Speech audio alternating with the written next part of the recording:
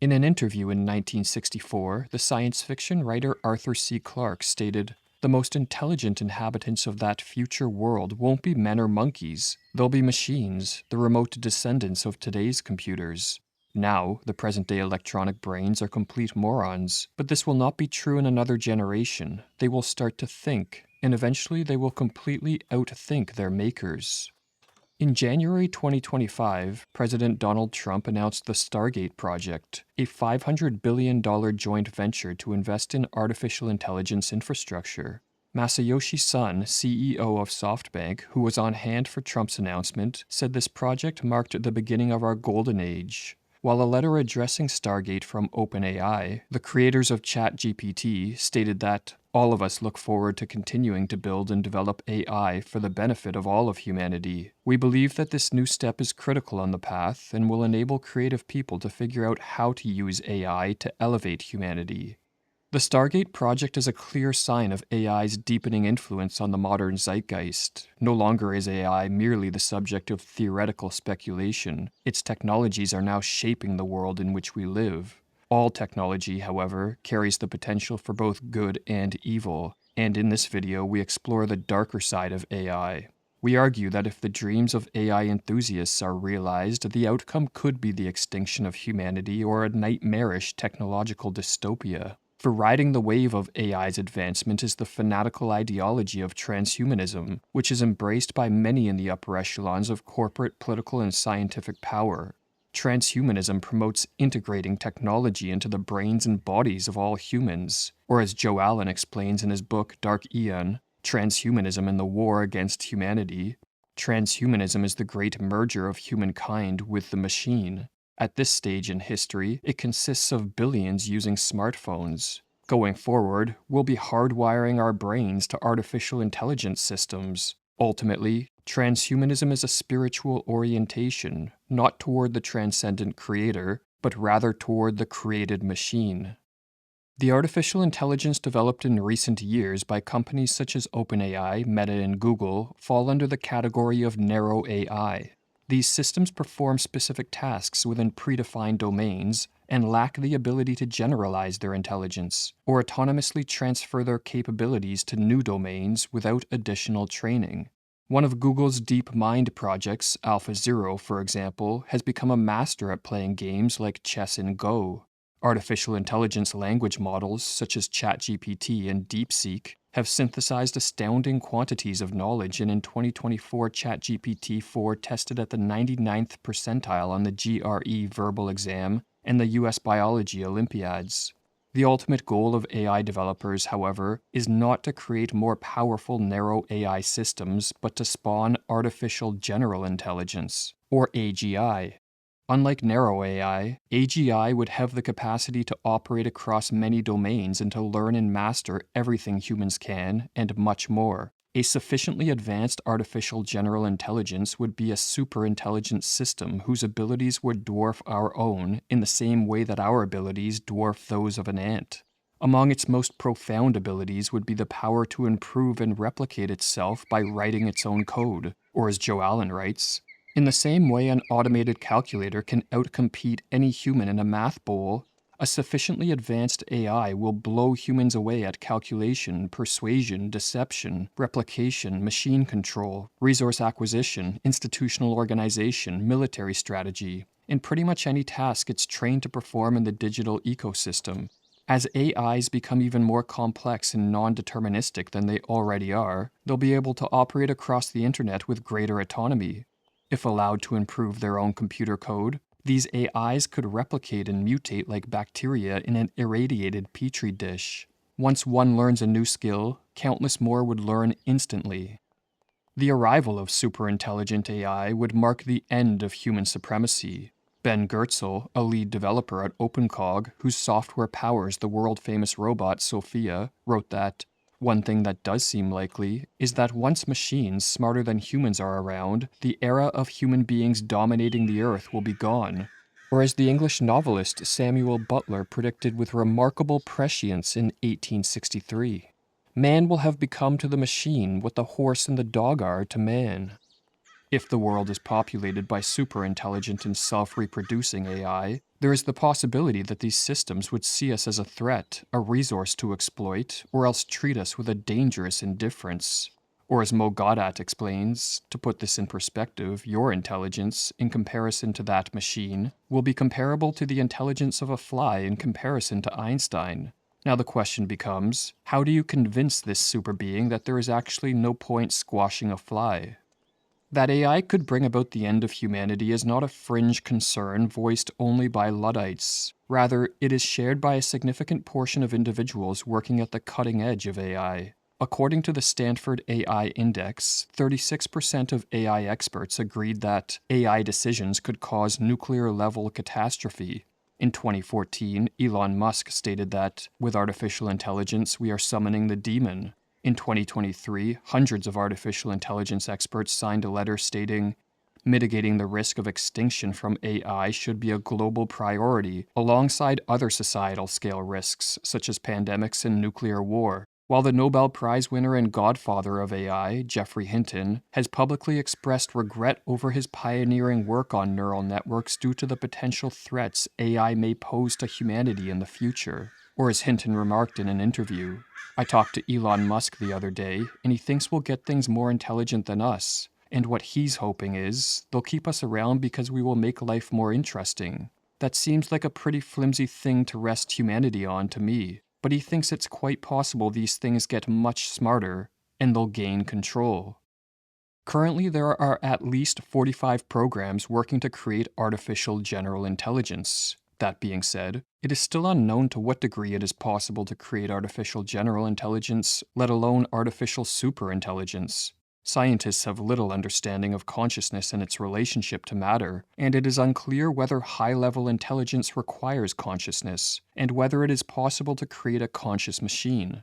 Yet many on the front lines of AI development are acting as if the emergence of superintelligent machines is inevitable, and they have formulated a plan to address this existential threat, a threat which they themselves are working to create. This plan is transhumanism, which involves merging ourselves with machines so that we become powerful enough to coexist alongside superintelligent AI.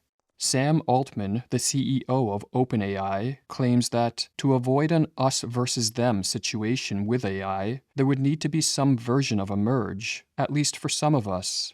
While Elon Musk stated that, if we have digital superintelligence that's just much smarter than any human, at a species level, how do we mitigate that risk? And then even in a benign scenario, where the AI is very benevolent, then how do we even go along for the ride? Musk's solution, which he is currently working on with his company Neuralink, is to augment human capacities with what he calls an electrode-to-neuron interface at a micro level, a chip in a bunch of tiny wires that will be implanted in your skull. Or as Musk stated in 2018, the long-term aspiration with Neuralink would be to achieve a symbiosis with artificial intelligence. I believe this can be done. It's probably on the order of a decade. Regarding this transhumanist plan, Joe Allen writes, human beings will be forced, as a matter of survival, to merge with the superintelligent machines they've created. Or rather, the masses will be forced to merge with machines created by a handful of inventors and controlled by elites who are themselves possessed by digital intelligences. While the potential threat of AI is being used as a pretext to push transhumanism on the masses, the idea of using science and technology to augment human capacities has lurked in the shadows of Western civilization for centuries. However, it was not until the 20th century that it became apparent that transhumanism would soon become a tangible possibility. Julian Huxley, brother of Aldous Huxley, popularized the term transhumanism in the mid-20th century when he predicted that in the near future humans would merge their biology with technology to enhance their capacities, increase longevity, take control of their evolution, and therein become gods. Or as Huxley wrote in 1957, the human species can, if it wishes, transcend itself, not just sporadically, an individual here in one way, an individual there in another way, but in its entirety, as humanity. We need a name for this new belief. Perhaps transhumanism will serve. Man remaining man, but transcending himself by realizing the new possibilities of and for his human nature. I believe in transhumanism. Once there are enough people who can truly say that, the human species will be on the threshold of a new kind of existence. Klaus Schwab, founder and chairman of the World Economic Forum, is one of the many global elites who believes in transhumanism. In his book, The Fourth Industrial Revolution, Schwab explained that we are in the initial stages of the next major civilizational revolution, a transhumanist revolution, which in his words involves the convergence of the physical, digital, and biological worlds, and the fusion of our physical, digital, and biological identities. While Yuval Noah Harari, the best-selling author and frequent speaker at global summits attended by the world's most powerful politicians, businessmen, and scientists, wrote that techno-humanism agrees that Homo sapiens as we know it has run its historical course and will no longer be relevant in the future, but concludes that we should therefore use technology in order to create Homo Deus, a much superior model. Homo Deus will retain some essential human features, but will also enjoy upgraded physical and mental abilities that will enable it to hold its own even against the most sophisticated non-conscious algorithms. One of the more outspoken advocates of transhumanism is Ray Kurzweil, the director of research and development at Google. Kurzweil predicted that by 2045, humanity will reach what he called the singularity, an inflection point where technology is so advanced and humans so integrated with it that a post-human era will emerge that will mark the end of biological humanity as we know it. Although Kurzweil's timeline may be wrong, as Joe Allen notes, what's most important is his overall vision of technological evolution. By projecting current trends forward in time, Kurzweil lays out a mythos for our future. Or as Kurzweil wrote in his book, the singularity is near when humans transcend biology.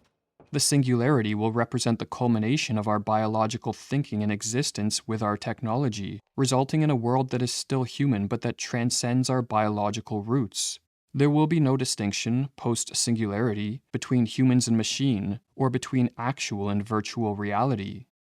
In his book Dark Aeon, Joe Allen notes that former employees of Google have said the entire company is eaten up with dreams of the singularity. The former Google employee, Adrian Tola, calls the transhumanist dream of the singularity a cyborg theocracy. According to Elon Musk, Google's co-founder Larry Page told him that his ultimate goal is to create a sort of digital god. While in 2021, the ex-Google executive Mo Gaudat stated unequivocally that the reality is we're creating God.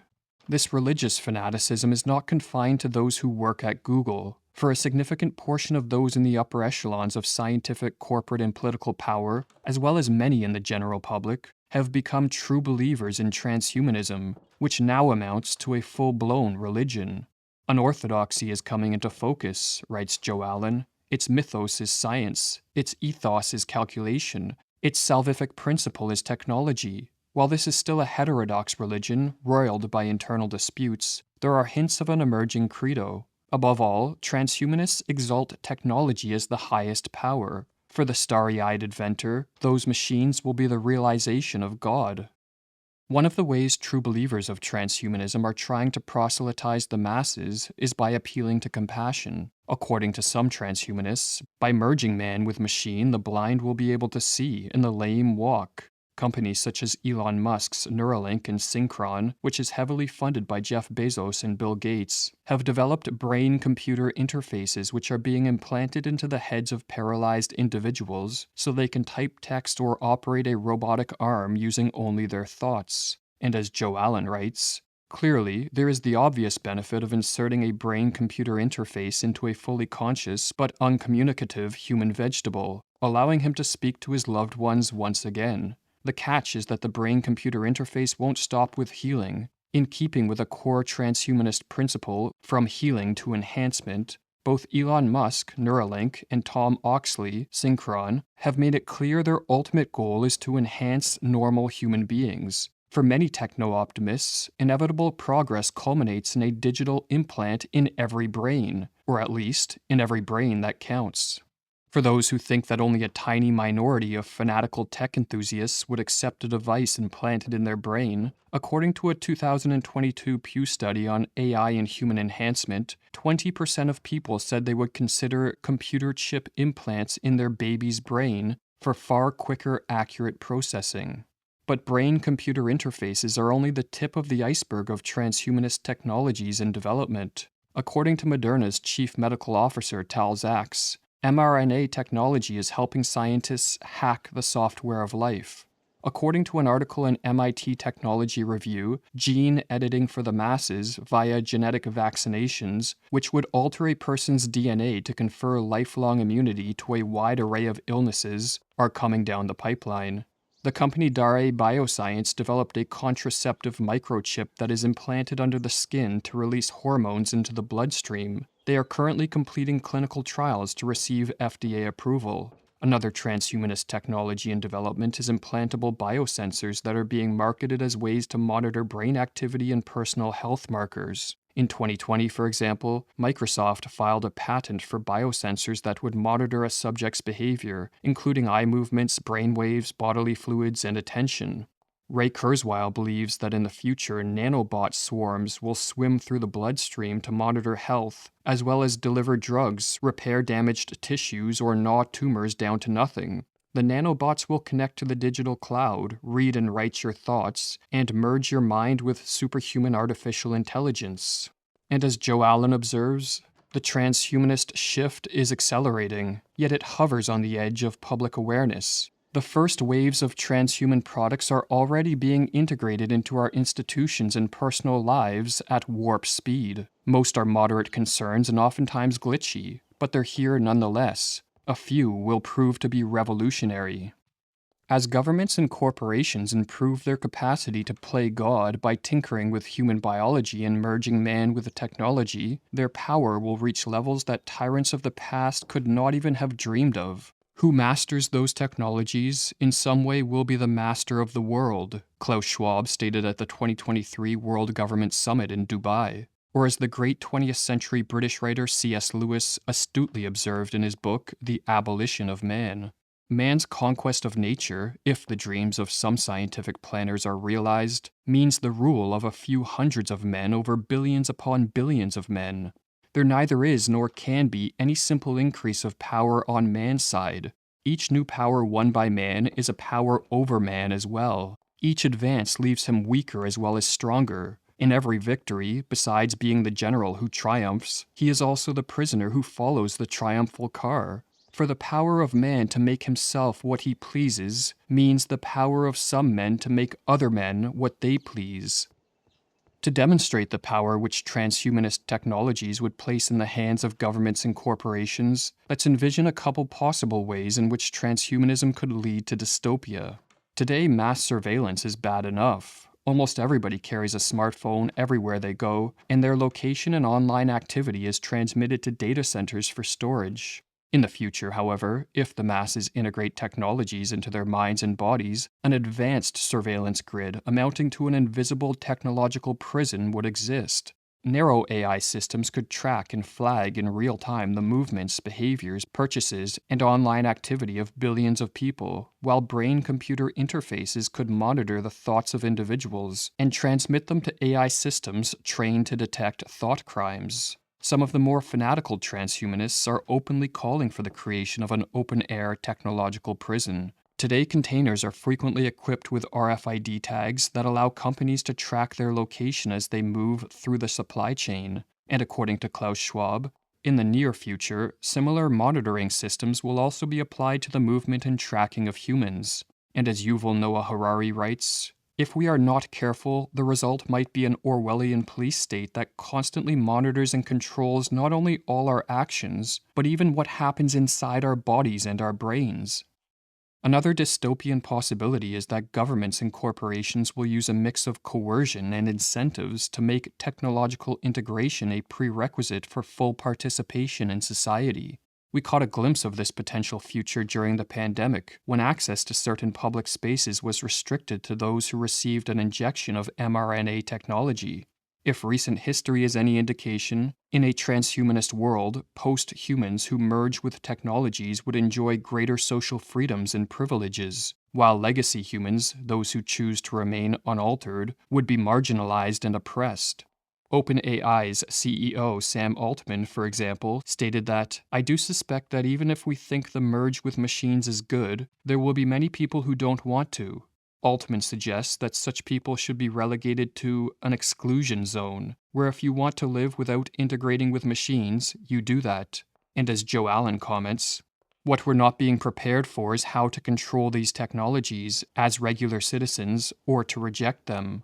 Any sense of control over the tech deployed by predatory corporations or oppressive governments is a carefully crafted illusion. And once a technology is necessary for participation in society, rejection is no longer an option. We're being herded into a digital cage. The real conflict isn't between machines and humans, not really. It's between those who say yes to a man-machine merger and those who say no. Legacy humans may enjoy their own exclusion zone, outside the thrust of history. Academy of Ideas is the work of two brothers from Canada. One of our goals is to create videos that combat the nefarious ideas and ideologies or mind parasites that are weakening individuals and diminishing freedom. If you would like to support our work, become an AOI supporting member and access over 100 videos exclusive to members. New membership videos are added every month. Sign up at academyofideas.com/members. To make the situation even more dystopian, any attempts by legacy humans to liberate themselves from oppression could easily be stamped out with advanced AI weapons and a technologically augmented police and military. Brian Pierce, the director of the Information Innovation Office at DARPA, or the Defense Advanced Research Projects Agency, said that the agency is extremely enthusiastic about a true symbiosis between Homo sapiens and the emerging Machina sapiens. While a 2021 white paper from the UK Ministry of Defence stated, "The core of future military advantage will be effective integration of humans, artificial intelligence, and robotics into warfighting systems, human-machine teams, that exploit the capabilities of people and technologies to outperform our opponents." And as Joe Allen writes, "This is not science fiction, nor is it a conspiracy theory, not anymore. The only conspiracy I see, spread out across hundreds of competing and occasionally colluding organizations, is the insistence on making science fiction a reality." Although the transhumanist religion is alive and well, and its agenda funded to the tune of hundreds of billions of dollars, we do not know to what degree experiments merging man with technology will backfire or fail. Technology has limits, human biology has uncharted complexities, and many of the grandest transhumanist ambitions may prove to be delusional. Or as Joe Allen writes, "As for the full actualization of any transhuman dream, I'm more agnostic than true believer. Techies make all sorts of empty promises. They thrive on projecting mystical powers. Even so, we ignore their techno-cultural revolution at our own peril. If 1,000 shots miss, the one direct hit will be all that mattered." The analogy of shots fired is fitting, as the techno-cultural revolution that transhumanists are seeking to bring to fruition is, at essence, a covert spiritual war. If there is any hope of winning this spiritual war, more of us need to be aware of the transhumanist agenda that individuals on both sides of the political spectrum are pushing, and grasp the immense stakes at play. For it is not hyperbole to claim that we are standing at a civilizational inflection point, a crossroad, or as Allen concludes, "My purpose is not to inspire you to smash up machines like a lunatic and then run off to eat crickets in a cave. Although, some machines should be scrapped completely, and if that's the route you're destined for, start with your own smartphone. At bottom, this is spiritual warfare. Physical attacks don't target the real enemy, which lurks in the soul. The most insidious element is not the machinery itself, it's the techno-religious belief system that infuses each device. The enemies of humanity are waging a covert war on our very nature, yet most people are content to keep scrolling to the next dopamine burst.